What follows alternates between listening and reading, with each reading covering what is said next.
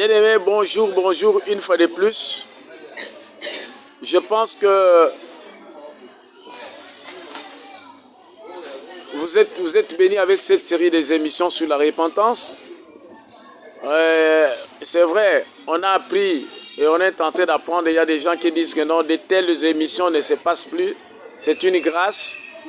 On ne parle plus de la repentance. On parle plus de bénédiction. Mais je peux vous dire que la repentance est la source de toutes les bénédictions, tant spirituelles, morales et aussi physiques, financières. Ce matin, nous voulons parler de l'impact de la repentance dans la vie de quelqu'un. Quand tu acceptes le pensée de Dieu, tu acceptes le pensée de Dieu, la façon d'agir de Dieu, la façon d'être de l'éternel Dieu, tu es déjà béni. Tu es déjà béni parce que tu deviens semblable. Mais je voudrais parler de l'impact en prenant une histoire que vous connaissez très bien. Il s'agit de l'histoire de Naaman. Vous connaissez l'histoire très très bien. Je vais prendre ça à partir du verset 6. L'histoire de Naaman, c'était un général assyrien, un Syrien plutôt, qui est allé en Israël. Il a gagné la guerre, il a emporté une esclave avec lui. Mais arrivé chez eux en Syrie, Naaman est tombé malade. Quelle maladie? La lèpre. Maladie sale. Un général. Il pouvait porter des habits. Il pouvait avoir tous les honneurs. Mais il puait. La lèpre pue, hein? Ne vous en faites pas. Mais grâce à une fille qui lui a dit, mais écoutez, avec cette maladie, si tu vas chez nous en Israël, il y a un prophète qu'on appelle Élisée, tu seras guéri. Écoutez l'histoire. Le général est allé chercher une lettre. Verset 6 de 2 Rois 5. 2 Rois 5, verset 6. Prenez votre stylo et votre carnet. Il porta au roi d'Israël la lettre où il était dit, maintenant, quand cette lettre te sera parvenue, tu sauras que je t'envoie Naaman, mon serviteur, afin que tu le guérisses de sa lèpre. Après avoir lu la lettre, le roi d'Israël déchira ses vêtements et puis il dit, suis-je un Dieu pour faire mourir ou pour faire vivre? Il s'adresse à moi afin que je guérisse un homme de sa lèpre. Sachez donc et comprenez qu'il cherche une occasion de dispute avec moi. Lorsque Élisée, l'homme de Dieu, apprit que le roi d'Israël avait déchiré ses vêtements, il envoya dire au roi, pourquoi as-tu déchiré tes vêtements? Laisse-le venir à moi, il saura qu'il y a un prophète en Israël. Naaman vint avec ses chevaux et son char et il s'arrêta à la porte de la maison d'Élisée. Élisée lui fit dire par un messager, va et lave-toi cette fois dans le Jourdain, ta chair deviendra saine et tu seras pur. Naaman fut irrité, il s'en alla en disant, voici, je me disais, il sortira vers moi, il se présentera lui-même, il invoquera le nom de l'Éternel, son Dieu, il agitera sa main sur la place et guérira le lèpre. Le fleuve de Damas, l'Albana et les Parpar ne valent-ils pas mieux que toutes les eaux d'Israël? Ne pourrais-je pas m'y laver et devenir pur? Il s'en retourna et partait avec fureur. Le verset 13. Mais ses serviteurs s'approchèrent pour lui parler et il dit, mon père, si le prophète t'eût demandé quelque chose de difficile, ne t'aurais-tu pas fait? Combien plus dois-tu faire ce qu'il t'a dit? Lave-toi et tu seras pur. 14. Il descendit alors, il se plongea 7 fois dans l'eau de Jourdain selon la parole de l'homme de Dieu, et sa chair redevient comme la chair d'un jeune enfant et il fut pur. Amen. Bien-aimés, voyez l'histoire. Le général qui est malade, il arrive en Israël. Par voie de diplomatique, on a écrit la lettre au roi d'Israël. Le roi d'Israël dit, mais ça ne relève pas de ma compétence. Il dit, mais ce roi-là est en train de me chercher la guerre. L'homme de Dieu a entendu, comme ça relevait de sa compétence, il dit qu'on laisse calme le roi, cette affaire ne concerne pas le reste, cette affaire concerne nous les hommes de Dieu. Naaman, avec sa lèpre, avec des chevaux, avec l'argent, il est descendu chez l'homme de Dieu. Et l'homme de Dieu lui demande tout simplement d'aller se laver dans le Jourdain. Cette fois, il deviendra pur. Voici le général dans son orgueil. Il veut faire une prescription à l'homme de Dieu. Or, l'homme de Dieu ne peut que lâcher les pensées de Dieu. Naaman va d'abord refuser. Dit, mais moi je croyais, voilà ses pensées, je croyais que moi en tant que général, il allait sortir là-bas, il allait venir impoli. Il y a des hommes impolis comme ça. Il allait invoquer son Dieu, il allait agiter. Il commence à faire des prescriptions qui étaient dans ses têtes.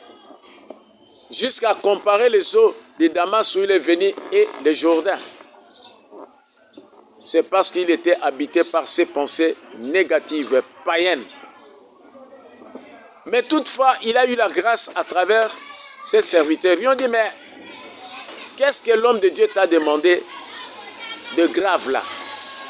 Il te demande tout simplement d'aller se laver. Mais s'il te demandait de faire autre chose plus, mais tu allais le faire. Enfin, il a eu la grâce. C'est pour ça que nous disons que la repentance, c'est une grâce. Enfin, il a accepté les pensées de l'Éternel Dieu à travers l'homme de Dieu qui est Élisée. C'est ça la repentance.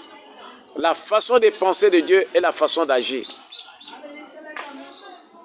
Voilà l'impact de la repentance. Il est allé se plonger, cette fois la lèpre est partie. Naaman s'est dit, mais c'est sérieux? Voilà un impact direct de la repentance. La repentance change d'abord ses pensées. La repentance les guérit. Bien aimé, toi tu es là. Peut-être tu es frappé par Mbassou. Tu es frappé, je ne sais, par PC. Tu es frappé par plusieurs maladies. Mais on te demande tout simplement de te repentir. D'accepter les pensées de Dieu. Tu vivras l'impact. Parce que la parole de Dieu dit dans Psaume 107, verset 20, il a envoyé sa parole et la parole l'a sauvé, l'a fait échapper de la mort. Tu as beaucoup de problèmes, tu ne veux pas épouser les pensées de Dieu. Même si on vient te prêcher la parole, quand on vient te prêcher la parole, ce n'est pas celui qui te prêche la parole, ce n'est pas sa parole. Cette parole est une grâce pour toi, pour que tu sors de ta pauvreté spirituelle d'abord, pour que cette parole te délivre de tes liens familiaux. Cette parole te délivre des malédictions générationnelles. La question, c'est tout simplement la repentance. Je prends un deuxième témoignage. Souvenez-vous de l'homme de Bethsaïda. Il a fait 38 ans au bord de la piscine. On l'appelait doyen. Tout le monde qui venait après lui était guéri. Mais lui n'était pas guéri. Et il ne pouvait pas. 38 ans. Toi aussi, peut-être tu as 38 ans. Peut-être tu as 38 ans. Tu as des problèmes de tes péchés. Mais Christ est venu. Il lui pose la question. Veux-tu être guéri? Lui commence à se justifier comme Naaman. Je reviendrai sur Naaman. Ah non, moi je n'ai personne pour m'amener. Ah, il y a ceci, c'est là. Christ dit, veux-tu être guéri? Il devrait dire simplement Amen. Il devrait accepter la pensée de Christ. Mais Christ a forcé, il lui a fait la grâce et la réponse. Lève-toi et marche. Et quand il a dit, lève-toi et marche, il a obéi. Il a obéi à ses pensées. Et c'est fini. Il était guéri. Mais enfin, dans Jean 5, verset 14, ils se sont vus avec Jésus-Christ. Voilà l'impact de la repentance. La repentance Quand elle est là, je vous ai dit la fois passée, elle est liée à la foi. Tu es lié à la foi, à la parole de Dieu qui va te guérir. Mais elle est aussi accompagnée d'obéissance. Là, nous parlons de la conversion. Vraiment, tes péchés seront effacés. Ta maladie va partir. Et tout ce que tu as comme mauvaise vie va partir. La repentance est la clé du bonheur. Bien-aimés, je vous invite à vous repentir. Veux-tu être guéri de cette maladie que tu as, peut-être spirituelle? Répands-toi tout simplement. Veux-tu être guéri de maladies psychosomatiques, de tes soucis? La repentance tout simplement. La repentance tout simplement. Tu seras guéri. Accepte que les pensées de l'Éternel de Dieu habitent en toi. C'est en ce moment, lorsque les pensées de l'Éternel habitent en toi, et que le Seigneur va agir. Jamais le Seigneur agit si ses pensées n'habitent pas en toi. Les pensées de l'Éternel, que nous appelons la parole de Dieu, mais c'est la vie. C'est la vie. Bien-aimé, veux-tu être guéri? Réponds-toi.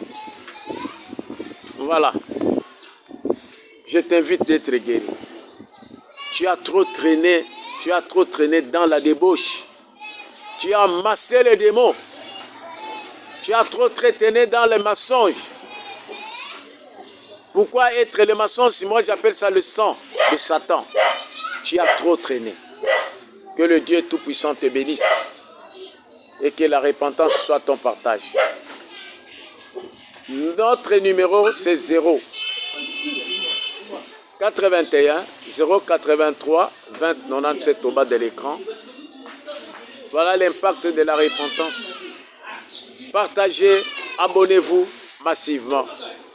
Et faites les commentaires. Envoyez-nous vos témoignages aussi sur la repentance. Bien-aimés, peut-être à la prochaine, je vous donnerai mon témoignage sur la repentance. C'est formidable. La repentance, c'est un grand processus. Au nom puissant de Jésus-Christ, nous disons Amen. Soyez bénis.